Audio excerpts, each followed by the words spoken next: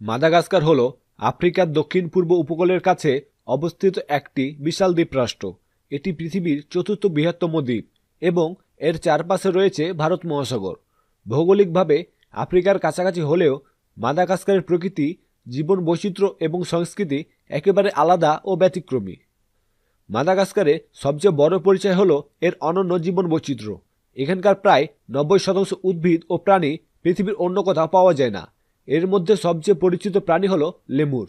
Lemur শুধুমাত্র মাদাগাস্কারে দেখা যায় এবং এদের বহু প্রজাতি রয়েছে।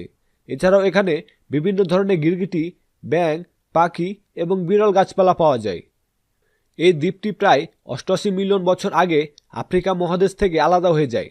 দীর্ঘ সময় আলাদা থাকার কারণে এখানকার প্রাণীরা আলাদাভাবে বিবর্তিত হয়েছে। মাদাগাস্কারের বনভূমি, পাহাড়, মরুভূমি ও উপকূলীয় অঞ্চল একসাথে মিলে এক অসাধারণ প্রাকৃতিক পরিবেশ তৈরি করেছে।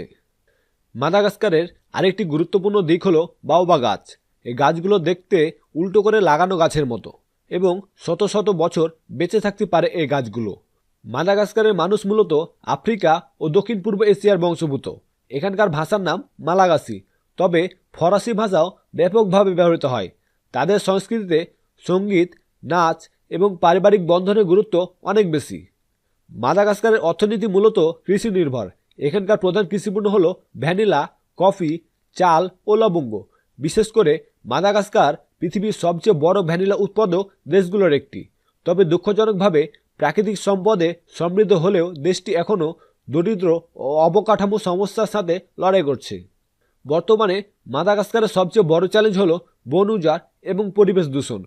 বন ধ্বংসের কারণে অনেক প্রাণী বিলুপ্তির ঝুঁকিতে পড়েছে। তাই পরিবেশ সংরক্ষণ ও টেকসই উন্নয়ন দেশটির জন্য অনেক গুরুত্বপূর্ণ বিষয়। সবশেষে বলা যায়, মাদাগাস্কার শুধু একটি দ্বীপ নয়, বরং এটি প্রকৃতির এক জীবন্ত গবেষণাগার। এর অদ্ভুত প্রাণী, অনন্য গাছপালা এবং সমৃদ্ধ সংস্কৃতি একে পৃথিবীর সবচেয়ে বিশেষ স্থানগুলোর একটি করে চলেছে।